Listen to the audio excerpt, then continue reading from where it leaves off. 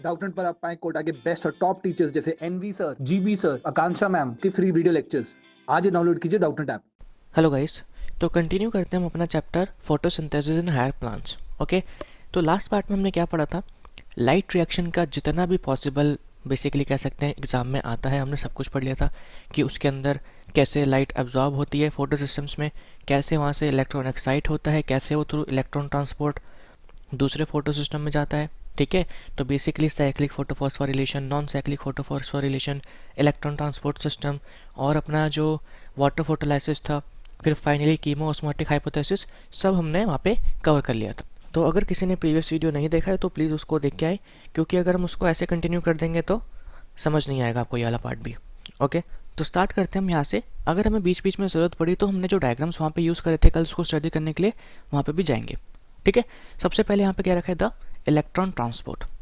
अभी क्या कह रहा है कि फोटो सिस्टम 2 में रिएक्शन सेंटर जो होता है क्लोरोफिल ए, वो एब्जॉर्ब करता है कौन सी वेवलेंथ? 680। ये इतना हमें पता है। ठीक है, इसलिए इसको हम क्या कहते हैं? P680 भी कहते हैं, जिसकी वजह से इलेक्ट्रॉन जो होते हैं एक्साइट कर जाते हैं और वो जंप करते हैं टू फार ऑर्बिट। ठीक है, और फिर उसको कौन एक्सेप्ट कर लेता है? उनको एक्सेप्ट कर लेता है प्राइमरी इलेक्ट्रॉन एक्सेप्टर, जो कि इन्होंने यहाँ पे लिखा हुआ है। ओके, अब ये जो इलेक्ट्रॉन एक्सेप्टर होता है ये पास करता है इलेक्ट्रॉन्स को कहाँ पे? तो electron transport system consisting of cytochrome. तो हमने देखा था जब हमने इलेक्ट्रॉन ट्रांसपोर्ट सिस्टम ड्रॉ करा था, जब वो जो डायग्राम था उसके अंदर साइटोक्रोम प्रेजेंट था। इलेक्ट्रॉन ट्रांसपोर्ट सिस्टम के लिए डेफिनेशन हमने क्या बताई थी कि बेसिकली ये क्या है? ये अपने सीरीज ऑफ इलेक्ट्रॉन कैरियर्स है। ठीक है, जो इलेक्ट्रॉन को हाई एनर्जी से हेल्प करते हैं मूव करने में, कहाँ पे? लोअर एनर्जी लेवल पे। Simple. This moment of electron is downhill. अब इसको डाउनहिल क्यों कहते हैं? क्योंकि देखो एनर्जी ग्रेडियंट, मतलब कह सकते हैं कि हाई एनर्जी से लो एनर्जी पे आ रहा है, इसलिए इसको हम क्या कहते हैं? डाउनहिल मूवमेंट कहते हैं ऑफ इलेक्ट्रॉन। नीचे आते हैं, ये जो इलेक्ट्रॉन्स ट्रांसपोर्ट होते हैं वो कहीं पे भी यूज्ड अप नहीं होते, बल्कि ये प्लास्ट हो जाते हैं कहाँ पे? फोटो सिस्टम 1 के पास। तो अब आई गेस आपने जो पीछे पढ़ा था उसको रिलेट कर रहे होंगे। फोटो सिस्टम 1 का रिएक्शन सेंटर क्या होता है? 700। ओके, अब जिसने कल वाली वीडियो देखी थी वो इस वीडियो को स्टार्ट करने से पहले फिर से एक बारी उस वीडियो को क्विक रिकैप में देख लेना, चीज़ें और क्लियर हो जाएंगी। आगे आते हैं। अभी कह रहा है कि साइमल्टेनियसली इलेक्ट्रॉन्स जो होते हैं अपने कहाँ पे? इन रिएक्शन सेंटर ऑफ PS1, ये फिर से एक्साइट होते हैं। कब? जब इनको रेड लाइट की वेवलेंथ मिलती है। ठीक है, और फिर ये फिर से ट्रांसपोर्ट हो जाते हैं कहाँ पे? To another acceptor. एक बारी डायग्राम के लिए फिर से हम यहाँ पे देख ही लेते हैं। ये देखो, ये अपना कल वाला डायग्राम है नॉन साइक्लिक फोटोफॉस्फोरिलेशन का। तो यहाँ पे कह रहा है कि 680 पे का इलेक्ट्रॉन आया, ये गया प्राइमरी इलेक्ट्रॉन के पास। ठीक है, फिर वो series of electron transport system 700 के पास आ गया और फिर से कहाँ पे गया? प्राइमरी एक्सेप्टर के पास। नेक्स्ट, ये जो इलेक्ट्रॉन्स गए थे अब ये फिर से मूव करेंगे डाउनहिल, जो कि हमने देखा था, और फाइनली एक एनर्जी रिच मॉलिक्यूल के पास जाते हैं जिसको हम क्या कहते हैं? NADP+। अब हमने NADP के लिए क्या कहा था कि वो एक्सेप्ट करता है 2 इलेक्ट्रॉन्स, ठीक है, साथ ही साथ क्या? 2 प्रोटॉन्स, और फॉर्म कर देता है क्या? NADPH2। यहाँ पे देखो अभी क्या दिखा रखा है? प्रोटॉन की कमी, यानी कि ये क्या बोल रखा है? यहाँ पे हम रिएक्शन लिखे अगर तो NADP+। ठीक है, इसके पास 2 इलेक्ट्रॉन्स है तो ये क्या बन गया? NADPH प्लस में H+। अब इसके पास फिर से प्रोटॉन्स आते हैं, और ये प्रोटॉन्स कहाँ से आते हैं? अपना हमने बताया था फोटोलाइसिस ऑफ वाटर से। ठीक है, जो ये फोटोलाइसिस ऑफ वाटर यहाँ पे दिख रहा है, यहीं इसके अपने प्रोटॉन्स जो हैं पहले कहाँ जाएंगे? ल्यूमन से स्ट्रोमा में जाएंगे और स्ट्रोमा से इसके पास आ जाते हैं। ओके, और फिर अपने आपको फाइनली क्या मिल जाएगा? NADPH2 मिल जाएगा। अभी जो पूरी स्कीम है ऑफ ट्रांसफर ऑफ इलेक्ट्रॉन्स, ठीक है, फ्रॉम PS2 टू NADPH+, इसको हम क्या कहते हैं? Z स्कीम कहते हैं। क्यों? क्योंकि हमने देखा था कि जो इलेक्ट्रॉन मूव करता है तो शेप कैसी आती है? Z शेप आती है, डेट सेट। तो बेसिकली इन्होंने यहाँ पे अपना नॉन साइक्लिक फोटोफॉस्फोरिलेशन डिस्कस कर दिया। ठीक है, अब आते हैं हम स्प्लिटिंग ऑफ वाटर वाले कॉन्सेप्ट पे। अब स्प्लिटिंग ऑफ वाटर क्यों ज़रूरी था? क्योंकि हमने बताया था कि अपना जो ये रिएक्शन सेंटर है यानी कि P680 जो है, इससे इलेक्ट्रॉन्स निकल रहे हैं। अब जब ये इलेक्ट्रॉन्स निकल रहे हैं और वापस भी नहीं आ रहे तो अल्टीमेटली इसको कोई रिप्लेनिश करने के लिए चाहिए, है ना, वरना तो यहाँ पे इलेक्ट्रॉन्स की कमी हो जाएगी। तो ये जो रिप्लेसमेंट होता है ये कैसे होता है? फोटोलाइसिस ऑफ वाटर की हेल्प से। और ये रहा अपना फोटोलाइसिस ऑफ वाटर का रिएक्शन। अब फोटोलाइसिस क्यों कहते हैं? क्योंकि लाइट के प्रेजेंस में ही वाटर का ब्रेकडाउन होता है। तो H2O यहाँ पे अपना ब्रेक करते हैं, हमें क्या मिलते हैं? 2H+, ठीक है, वी कैन से 2 प्रोटॉन्स 2 इलेक्ट्रॉन्स। ये इलेक्ट्रॉन्स चले जाते हैं कहाँ पे? अपने 680 के पास। ये 2H+ जो होते हैं अपने, ये हम देखेंगे कीमोस्मोटिक थ्योरी में, ये ल्यूमन के अंदर कंसंट्रेशन ग्रेडियंट बनाने में हेल्प करते हैं थाइलाकॉइड के ल्यूमन में, ठीक है। और फाइनली इनको जब F0 एंड F1 पार्टिकल से बाहर पंप करते हैं तो ये फाइनली कहाँ चले जाते हैं? NADP+ के पास, ओके। और वहाँ पे कंबाइन करके क्या बना देते हैं? NADPH2। और साथ ही साथ फोटोलाइसिस ऑफ रिएक्शन में अपना रिलीज होता है क्या? Nascent oxygen. अब इस नेसेंट ऑक्सीजन का काम क्या है? ये जब फिर से दूसरा वाटर मॉलिक्यूल अपना ब्रेक करता है तो नेसेंट ऑक्सीजन के साथ कंबाइन करके बना देता है क्या? O2 मॉलिक्यूल, ठीक है। और फिर इसको रिलीज कर दिया जाता है वाया सिंपल डिफ्यूजन। ये पहले ल्यूमन में आती है, क्योंकि देखो फोटोलाइसिस ऑफ वाटर कहाँ पे हो रहा था? हमने बताया था कहाँ पे प्रेजेंट होता है ये? इनर कॉम्प्लेक्स पे, या सॉरी इनर मेम्ब्रेन पे, यानी कि यहाँ पे, ठीक है। तो O2 यहाँ पे आता है और वाया सिंपल डिफ्यूजन यहाँ से बाहर निकल के अल्टीमेटली लीफ से एलिमिनेट कर दिया जाता है, ओके। तो आगे यही लिखा हुआ है, द इलेक्ट्रॉन जो होते हैं मूव्ड फ्रॉम फोटो सिस्टम 2 यानी कि P680 मस्ट बी रिप्लेस्ड। अब ये कैसे रिप्लेस्ड होते हैं? बाय स्प्लिटिंग ऑफ वाटर, ठीक है। अब स्प्लिटिंग ऑफ वाटर जो होता है वो एसोसिएटेड होता है किसके साथ? PS2 के साथ। PS1 के साथ नहीं होता, क्यों?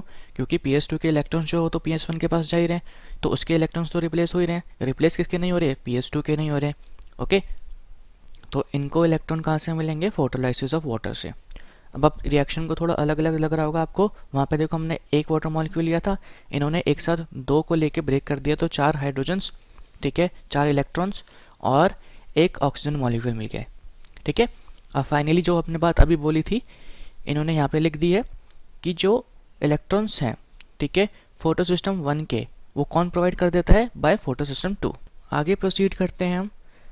यहाँ पे एक थोड़ा इंपॉर्टेंट सा बस सिंपल सा क्वेश्चन दे रखा है। अब हमने सब कुछ पढ़ लिया तो हमारे लिए इजी है। ये देखो, where are protons and oxygen formed are likely to be released in lumen और आउटर साइड ऑफ मेम्ब्रेन। अब हमने क्या देखा था कि अपना जो वाटर स्प्लिटिंग कॉम्प्लेक्स है ये कहाँ पे प्रेजेंट है? थाइलाकॉइड के इनर मेम्ब्रेन पे, यानी कि यहाँ पे। तो जाहिर सी बात है कि जब प्रोटॉन रिलीज करेगा तो यहीं पे करेगा, और ऑक्सीजन रिलीज करेगा तो भी यहीं पे करेगा, यानी कि थाइलाकॉइड के ल्यूमन में, ओके। नेक्स्ट टॉपिक यहाँ पे अपना दे रखा है इन्होंने, cyclic and non cyclic photophosphorylation, okay. तो अभी जब हम रीडिंग कर रहे थे क्या? इलेक्ट्रॉन ट्रांसपोर्ट सिस्टम, तो हमने वहाँ पे नॉन साइक्लिक का प्रोसेस पढ़ा था, इसलिए मैंने आपको ये पूरा टॉपिक अलग से समझाया, क्योंकि NCERT में बेसिकली मिक्स कर दिया है तो कहीं ना कहीं कन्फ्यूजन हो जाएगी, ठीक है। बट अब आई गेस आप कॉन्सेप्ट्स को रिलेट कर पा रहे होंगे। अब हम देखते हैं कि इसमें क्या क्या पढ़ना है हमें। तो सबसे इंपॉर्टेंट तो देखो ये है, द प्रोसेस, जो यहाँ पे डेफिनेशन दे रखी है, प्रोसेस बाय विच ATP जो सिंथेसाइज होता है किसके? बाय सेल्स, ठीक है। अब ATP सिंथेसाइज भी देखो 2 जगह होता है, एक तो माइटोकॉन्ड्रिया में और एक क्लोरोप्लास्ट में। तो क्यों? ATP सिंथेसिस के लिए जो मेम्ब्रेन प्रोटीन रिक्वायर्ड होती है, यानी कि F0 एंड F1 पार्टिकल्स, ये अपने प्रेजेंट होते हैं किस में? सिर्फ माइटोकॉन्ड्रिया और क्लोरोप्लास्ट में। इसलिए इन्हीं दोनों जगह पे क्या होता है? फॉस्फोरिलेशन होता है। फिर मैंने आपको फोटोफॉस्फोरिलेशन का मतलब भी बताया था कि synthesis of ATP from ADP and inorganic phosphate, किसकी प्रेजेंस में? लाइट की प्रेजेंस में। अब इन्होंने क्या बोल रखा है, देखो, जब 2 फोटो सिस्टम अपने वर्क करते हैं in series PS2 and PS1, उस प्रोसेस को हम क्या कहते हैं? Non cyclic photophosphorylation. अब इन्होंने बस एक लाइन लिख के छोड़ दिया है, इसका डेफिनेशन यहाँ पे दे दिया है और इसका एक्सप्लेनेशन ऊपर इलेक्ट्रॉन ट्रांसपोर्ट में दे रखा था, ओके। तो कहीं ना कहीं इस सब चीज़ों से कन्फ्यूजन क्रिएट होती है, बट अब आई गेस वो सब नहीं होगा। आगे ये क्या कह रहे हैं कि अपने जो ये 2 फोटो सिस्टम्स हैं ये कनेक्टेड होते हैं किससे? इलेक्ट्रॉन ट्रांसपोर्ट चेन से, जो कि हमने देखा था, बीच में अपने इलेक्ट्रॉन कैरियर्स प्रेजेंट थे, ठीक है। और ये कह रहे हैं कि जैसे कि हमने पढ़ा था यहाँ पे अर्लियर Z स्कीम में। अब नॉन साइक्लिक फोटोफॉस्फोरिलेशन में बोथ ATP एंड NADP+ बन रहे थे। तो यहाँ पे हम एक बार फिर से देख सकते हैं, ये रहा अपना साइटोक्रोम कॉम्प्लेक्स, यहाँ पे ATP बन रहा था, और ये रहा अपना लास्ट में NADP+, तो यहाँ पे NADPH भी बन रहा था, ओके। जबकि हम क्या देखेंगे, साइक्लिक में दोनों नहीं बनते। आते हैं हम नेक्स्ट पैराग्राफ में। तो ये कह रहा है कि जब फोटो सिस्टम 1 फंक्शनल होता है अपना, यानी कि P700 फंक्शनल होता है, तो इलेक्ट्रॉन जो होते हैं इस circulated with in photo system, ठीक है। हमने देखा था कि इलेक्ट्रॉन जहाँ से निकला उसको प्राइमरी इलेक्ट्रॉन एक्सेप्टर ने एक्सेप्ट किया और फिर वो थ्रू इलेक्ट्रॉन ट्रांसपोर्ट सिस्टम वापस कहाँ पे आ गया? P700 के पास आ गए। तो ये क्या होता है अपना साइक्लिक फोटोफॉस्फोरिलेशन। ठीक है, अब बात करिए यहाँ पे लोकेशन की। देखो, uh possible location where this could be happening as in stroma lamellae. मैंने आपको बताया था जब हमने PS1 और PS2 में डिफरेंसेस पढ़े थे कि अपना जो फोटो सिस्टम 1 होता है ये प्रेजेंट होता है स्ट्रोमा लैमेले में भी और ग्रैना में भी। ठीक है, लेकिन अपना जो फोटो सिस्टम 2 होता है ये सिर्फ प्रेजेंट होता है किसके अंदर, ग्रैना में। और इन्होंने आगे वही लिख रखा है कि जो मेम्ब्रेन होती है किसकी, of grana, have both PS1 and PS2। और स्ट्रोमा लैमेले जो होता है अपना वो लैक करता है क्या, PS2 as well as NADP reductase enzyme. अब NADP रिडक्टेस एंजाइम का क्या फंक्शन था, जो NADPH बन रहा था अपना, ठीक है, किसकी हेल्प से, एक बार यहाँ पे आ जाते हैं वापस। ये जो रिएक्शन हो रही थी हमने इसको समझाया था कि रिएक्शन को कौन कैटेलाइज करता है, NADP रिडक्टेस एंजाइम। और ये कहाँ पे प्रेजेंट होती है, बाहर स्ट्रोमा में। ठीक है, दैट्स वाई अपना NADPH जो होता है ये बनता है आउटर थाइलाकोइड मेम्ब्रेन में। ठीक है, ये कीमोस्मोटिक थ्योरी में भी हमने बताया था। लास्टली यहाँ पे इन्होंने बताया है कि इसके अंदर अपना NADP प्लस क्यों नहीं बनता, क्योंकि PS1 कॉम्प्लेक्स जो होता है वो अपने इलेक्ट्रॉन्स वापस रिसीव कर लेते हैं, कह सकते हैं उसके पास साइकिल बैक हो जाते हैं किसके थ्रू, इलेक्ट्रॉन ट्रांसपोर्ट चेन के थ्रू। ठीक है, ये अपने NADP प्लस के पास नहीं जाते। तो साइक्लिक फ्लो की वजह से यहाँ पे सिर्फ ATP सिंथेसिस होता है। ठीक है, NADPH नहीं बनता। और ये बहुत ही इंपॉर्टेंट लाइन है, एग्जाम में इस लाइन से क्वेश्चन आया हुआ है कि साइक्लिक फोटोफॉस्फोरिलेशन जो है अपना ये कब अगर करेगा, जब वेवलेंथ बियॉन्ड 680 नैनोमीटर अवेलेबल होगी। क्यों, क्योंकि साइक्लिक वेवलेंथ में अपना जो रिएक्शन सेंटर है वो 700 है, तो जाहिर सी बात है कि ये 680 के बाद का ही अब्जॉर्ब करेगा। ठीक है, उससे पहले तो अब्जॉर्ब ही नहीं कर पाएगा क्योंकि वहाँ पे मैक्सिमम शो कर रहा है। ठीक है, तो यहाँ पे कह सकते हैं फॉस्फोरिलेशन अपना कब स्टार्ट होता है, अप्रॉक्सीमेटली 700 के आसपास। जबकि बात करें नॉन साइक्लिक की तो वहाँ पे स्टार्ट किससे हो रहा है अपना, 680 से। वहाँ पे दोनों फोटो सिस्टम है तो वो पहले ही वेवलेंथ पे स्टार्ट कर जाता है। ओके, अब अपना आता है यहाँ पे फाइनली कीमोस्मोटिक थ्योरी। तो कीमोस्मोटिक थ्योरी में हमने क्या पढ़ा था कि ATP सिंथेसिस कैसे होता है। अब एग्जाम का एक सबसे इंपॉर्टेंट क्वेश्चन कि कीमोस्मोटिक हाइपोथेसिस हमें किसने दिया था, तो वो थे अपने P. मिशेल और पीटर मिशेल। ठीक है, इन्होंने हमें दी थी कीमोस्मोटिक हाइपोथेसिस। देखो अभी अभी हमने ऊपर पढ़ा था कि अपना जो ATP फॉर्मेशन होता है, ठीक है, किसमें देखा था, फॉस्फोरिलेशन वाले टॉपिक में, वो माइटोकॉन्ड्रिया और क्लोरोप्लास्ट में होता है। तो हम देखेंगे कि रेस्पिरेशन के अंदर भी एक बार हम कीमोस्मोटिक हाइपोथेसिस स्टडी करेंगे अपने नेक्स्ट चैप्टर में जब हम उसको स्टडी करेंगे। ठीक है, तो इम्पॉर्टेंट पॉइंट यहाँ पे क्या है कि अपना जो ATP सिंथेसिस है ये लिंक्ड है किससे, to development of proton gradient across membrane. Across membrane कह सकते हैं और वी कैन से इन ल्यूमन ऑफ थाइलाकॉइड। ठीक है, तो यहाँ पे वही कह रखा है, देखो हेयर प्रोटॉन जो होते हैं अपने एक्यूमुलेट कर जाते हैं कहाँ पे, is toward inside of the membrane that is in lumen. एक बार अब हम अपना कीमोस्मोटिक हाइपोथेसिस जो वहाँ पे हमने समझा था उसको देख लेते हैं। तो यहाँ पे देखो ये डायग्राम है, ये कह रहे हैं कि इस मेम्ब्रेन के अंदर प्रोटॉन का we can say H+ ion का कंसंट्रेशन इंक्रीज कर जाता है। कैसे कैसे इंक्रीज करता है वो हम फिर से रिकैप करेंगे, और ये कल भी हमने देखा था। एक तो फोटोलाइसिस ऑफ वाटर की वजह से, और जो साइटोक्रोम है ये इलेक्ट्रॉन ट्रांसपोर्ट की एनर्जी यूज़ करके स्ट्रोमा से भी H+ आयंस को कहाँ पे शिफ्ट करता है, ल्यूमन के अंदर। ओके, तो ये दो मेथड है बेसिक। तो यहाँ पे देखो क्या कह रहा है कि इन रेस्पिरेशन वाला अभी डिस्कस नहीं करते, क्योंकि अब हम नेक्स्ट जो चैप्टर स्टडी करेंगे फोटोसिंथेसिस के बाद वो रेस्पिरेशन ही करेंगे, तो रेस्पिरेशन का सारा उसमें देखेंगे। अभी हमारा फोकस सिर्फ फोटोसिंथेसिस पे रहना है। तो बात आती है कि जो प्रोटॉन ग्रेडियंट है वो डेवलप कैसे करता है, तो इसको हम स्टडी करते हैं। वैसे हमने स्टडी तो कर ही लिया, यहाँ पे हमारे कॉन्सेप्ट जो हैं बस और स्ट्रॉन्ग हो रहे हैं। ओके, सबसे पहले स्प्लिटिंग ऑफ वाटर मॉलिक्यूल, तो ये कहाँ पे होता है, inner side of the membrane. ठीक है, तो यहाँ पे प्रोटॉन्स और we can say hydrogen ion जो होते हैं अपने ये प्रोड्यूस करते हैं, जो एक्यूमुलेट होते रहते हैं ल्यूमन ऑफ थाइलाकॉइड में, ये हमें पता है। दूसरी बात, जैसे इलेक्ट्रॉन मूव करता है थ्रू फोटोसिस्टम, अब इसको थोड़ा इन लोगों ने कॉम्प्लिकेट करके बोल रखा है। देखो इसको हम बेसिक में समझते हैं। यहाँ पे अपना साइटोक्रोम है, ठीक है, ये किसका पार्ट है, इलेक्ट्रॉन ट्रांसपोर्ट सिस्टम का पार्ट है। तो जब इलेक्ट्रॉन्स अपने पेयर ऑफ इलेक्ट्रॉन्स जब फोटोसिस्टम 1 से मूव करते हैं, मान लो यहाँ पे क्या था अपना प्लास्टोक्विनॉन और फिर प्लास्टोसाइनिन, तो जब इलेक्ट्रॉन अपना यहाँ से यहाँ पे मूव करता है तो इलेक्ट्रॉन ट्रांसपोर्ट की एनर्जी को यूज़ करके साइटोक्रोम जो है अपना हाइड्रोजन आयंस को पंप करता है फ्रॉम स्ट्रोमा टू ल्यूमन। तो एग्ज़ाम में हमारा क्वेश्चन आता है कि साइटोक्रोम जो है वो इलेक्ट्रॉन्स कैरी करता है या प्रोटॉन्स, तो अपना आंसर क्या होगा? बोथ।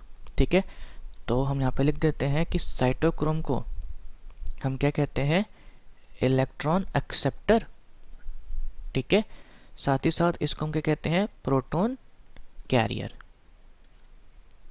तो यहाँ पे जो हमने समझाया वही लिख रखा है, थोड़ा कॉम्प्लिकेट करके लिख रखा है, तो उसको अब स्टडी करने की ज़रूरत नहीं है, आप खुद से भी अपना लिख सकते हैं।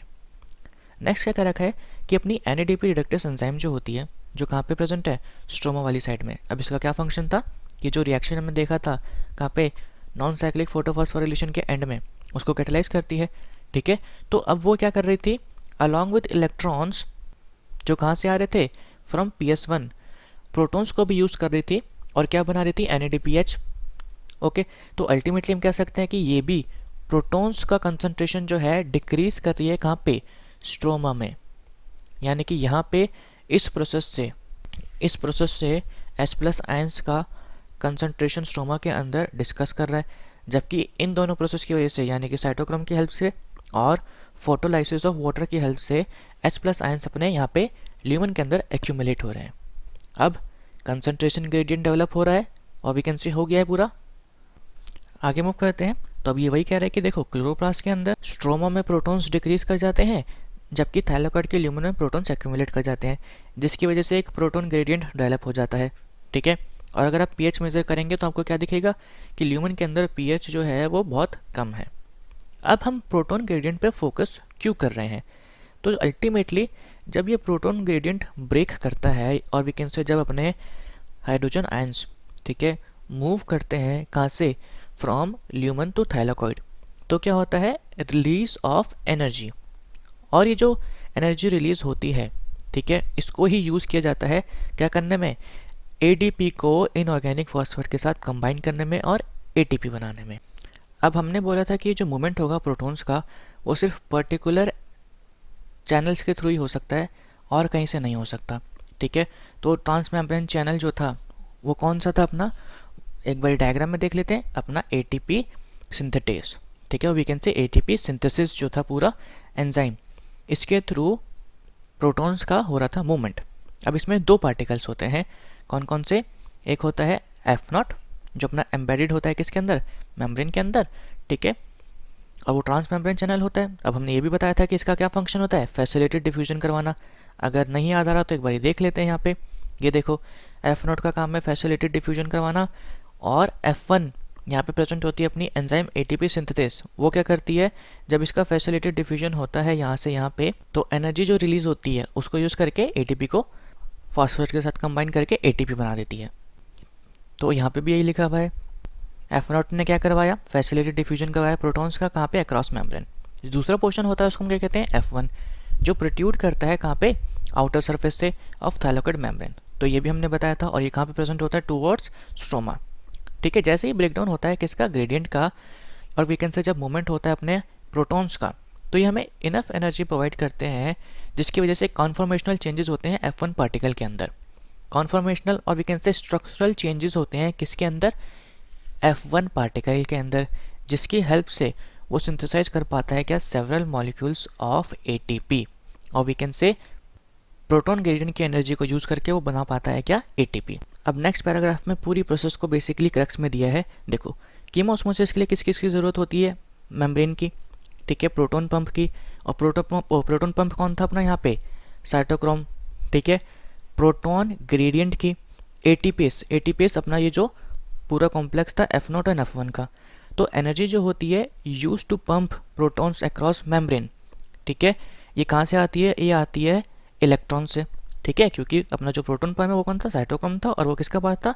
इलेक्ट्रॉन ट्रांसपोर्ट सिस्टम का, जिसकी वजह से क्रिएट किया जाता है क्या? High concentration gradient of protons with in thylakoid. अब एटीपेस चैनल ही बस अलाउ करती है डिफ्यूजन ऑफ प्रोटॉन्स कहाँ पे? मेम्ब्रेन के अंदर वापस, ठीक है, अलॉन्ग द कंसंट्रेशन ग्रेडियंट। इस वजह से एनर्जी रिलीज होती है, ये एनर्जी कन्फॉर्मेशनल चेंजेस करती है, और वी कैन से एक्टिवेट करती है एटीपेस एंजाइम और F1 पार्टिकल्स को, जो कैटलाइज करता है formation of ATP from ADP plus inorganic phosphate. अब सबसे बड़ा क्वेश्चन क्या आएगा नेक्स्ट टॉपिक में हम देखेंगे वो, कि ये जो ATP और NADPH हमें मिले हैं, बेसिकली लाइट रिएक्शन के जो प्रोडक्ट्स मिले हैं, इनका यूज़ कहाँ पे होगा, ठीक है, किस लिए यूज़ होंगे। तो हम देखेंगे अभी बेसिक्स में ये समझ लो कि ये सारे यूज़ होंगे अपने डार्क रिएक्शन में और we can say biosynthetic reaction में। अब इस टॉपिक को ख़त्म करने से पहले हम 2-3 चीज़ें देखेंगे जो एग्ज़ाम पॉइंट ऑफ व्यू से काफ़ी इंपॉर्टेंट है। सबसे पहले तो साइक्लिक और नॉन साइक्लिक में डिफरेंस, ठीक है। तो यहाँ पे PS1 PS2 इन्वॉल्व होते हैं। आई गेस अब तो ये सारे स्टूडेंट्स को पता भी हो गया। यहाँ पे PS1 होता है, फोटोलाइसिस ऑफ वाटर यहाँ पे होता है। क्यों? क्योंकि यहाँ पे इलेक्ट्रॉन्स को रिप्लेस करना पड़ता है, इलेक्ट्रॉन्स वापस नहीं आते रिएक्शन सेंटर के पास। यहाँ पे फोटोलाइसिस की ज़रूरत नहीं होती क्योंकि इलेक्ट्रॉन्स वापस घूम के आ जाते हैं। ऑक्सीजन यहाँ पे इवॉल्व होता है, ठीक है। यहाँ पे O2 इवॉल्व नहीं होता है। ATP और NADPH दोनों यहाँ पे बनते हैं, यहाँ पे सिर्फ बनता है ATP। ये अकर करता है ग्राना के अंदर, ये अकर करता है स्ट्रोमा लैमेले के अंदर। और लास्ट पॉइंट क्या है, ये प्लांट्स के अंदर प्रीडोमिनेंट होता है, जबकि साइक्लिक प्रीडोमिनेंट होता है बैक्टीरियाज के अंदर। ओके, दूसरा यहाँ पे हम पढ़ेंगे क्वांटम यील्ड के बारे में। अब क्वांटम यील्ड क्या होता है, देखो क्वांटम बेसिकली इसको हम फोटोन्स भी कहते हैं, ठीक है। तो कितने फोटोन्स हमें रिक्वायर्ड होते हैं to form 1 oxygen molecule, number of photons, okay, required to form 1 O2 molecule, उसी को हम क्या कहते हैं, क्वांटम यील्ड कहते हैं। और सिंपली आप इसको दूसरी लैंग्वेज में भी कह सकते हैं क्या, कि number of O2 molecules evolved पर क्वांटम ऑफ लाइट, ठीक है, उसी को हम क्या कहते हैं, क्वांटम यील्ड। अब होता क्या है, देखो 8 क्वांटा और वी कैन से 8 फोटोन्स जो होते हैं वो इवॉल्व करते हैं एक ऑक्सीजन मॉलिक्यूल। तो क्वांटम यील्ड अपनी क्या हो जाएगी फिर, देखो 1 O2 मॉलिक्यूल, ठीक है, और we can say number of molecules of O2 upon number of photons और वी कैन से क्वांटा। तो ये कितना हो जाएगा, 1/8। तो अपनी क्वांटम यील्ड कितनी आ जाएगी, 0.125, ठीक है।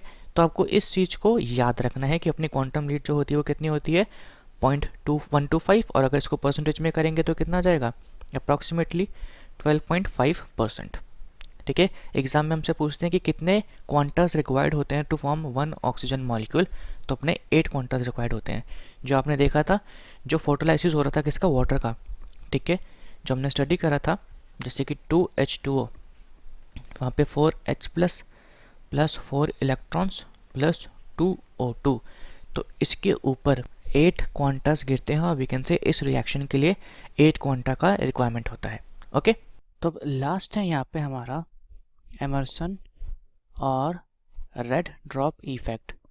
ओके, अब इसके अंदर हमने क्या स्टडी करना है, देखो हमारे एक साइंटिस्ट थे जिनका नाम क्या था, एमर्सन। इन्होंने क्या बताया कि जो क्वांटम यील्ड है अपनी, जो भी हमने ऊपर पढ़ी, यानी कि number of quanta required to produce 1 molecule of O2, quantum yield जो होती है ये फार राइट रीजन में, ठीक है, वो डिक्रीज कर जाती है, ठीक है। तो यही हमने यहाँ पे लिख दिया। अब फार राइट रीजन मतलब कि 680 नैनोमीटर और उससे लॉन्गर वेवलेंथ वाले रीजन में। लेकिन अब इन्होंने एक और चीज़ ऑब्जर्व करी कि ये जो क्वांटम यील्ड है, ठीक है, और वी कैन से ये जो फोटोसिंथेटिक एफिशिएंसी है, फोटोसिंथेटिक एफिशिएंसी, ये क्या करती है, ये इंक्रीज करती है कब, जब हम लॉन्गर वेवलेंथ के साथ शॉर्टर वेवलेंथ अप्लाई करते हैं साइमल्टेनियसली, ठीक है। यानी कि जब हम अप्लाई करते हैं वेवलेंथ कितनी, लेस देन 680 नैनोमीटर। अब जब ये दोनों वेवलेंथ साथ साथ हम अप्लाई करते हैं तो अपनी क्वांटम यील्ड और we can say photosynthetic efficiency increase कर जाती है, ठीक है। तो इसी को ऊपर वाला तो देखो, ये वाला जो हो गया अपना, ये क्या हो गया, रेड ड्रॉप इफेक्ट, ठीक है।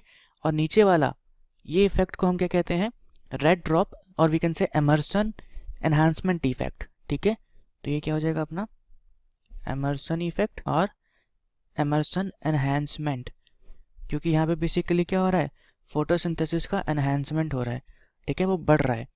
ओके, तो अब दो चीज़ों का ध्यान रखना है कि जो एनहांसमेंट हो रहा था ये दोनों लाइट की वजह से हो रहा था, यानी कि जब हम एक साथ अप्लाई करते हैं तब होता है, और we can say simultaneous application होना चाहिए। अगर आप अलग अलग करेंगे अप्लाई, ठीक है, तो एनहांसमेंट नहीं होगा। दूसरी बात, इनके इस एक्सपेरिमेंट से या कह सकते हैं इनके इस रिजल्ट से हमें क्या पता लगा कि अपने फोटोसिंथेसिस के लिए दो पिगमेंट्स वर्क कर रहे हैं, PS1 एंड PS2। जैसे कि आपको पता है अपना PS2 जो होता है ये एब्जॉर्ब करता है कहाँ पे, 6 नैनोमीटर और उससे लेस वाला रीजन, ठीक है। और PS1 जो होता है अपना ये अब्जॉर्ब करता है 6 नैनोमीटर से अबव वाला रीजन। तो बेसिकली हम कह सकते हैं कि एमर्सन इफेक्ट की वजह से हमें ये पता लगा कि अपने दो फोटोसिंथेटिक पिगमेंट्स जो हैं या दो फोटोसिंथेटिक यूनिट्स जो हैं वर्क कर रही हैं। एग्जाम में सिंपल सा क्वेश्चन आता है कि ये हमें कैसे पता लगा कि हमारे पास दो फोटोसिंथेटिक सिस्टम्स हैं, और वो किससे पता लगा, एमर्सन एनहांसमेंट इफेक्ट से या सिर्फ एमर्सन इफेक्ट की वजह से। ओके, तो यहाँ पे अपना ये वीडियो होता है फिनिश। नेक्स्ट वीडियो पे हम स्टडी करेंगे डार्क रिएक्शंस के बारे में। Thank you so much.